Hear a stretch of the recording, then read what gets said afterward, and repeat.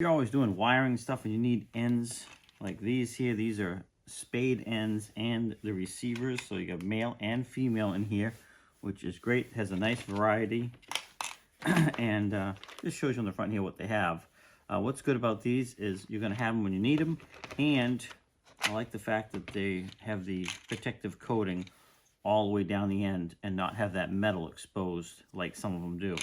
And all you need to do is have your wire, and again, there's a couple different sizes in here, so you just get the correct one for your wire, get that installed onto the wire. All right, once you got that in there, all you gotta do now is crimp it. Once you get it crimped, that is on there to stay. It is not going anywhere. Nice and solid. So there you go. If you are looking for wire ends of a few different sizes here, whether it's the spade or the male or female connection, this little kit will definitely give you a few. Now this company was nice enough to send these out to me so I can do a review of them.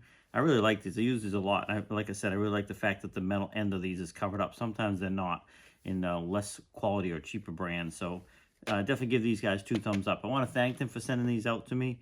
I really appreciate it, and I hope this short video helps you out and you can determine whether or not these are right for you.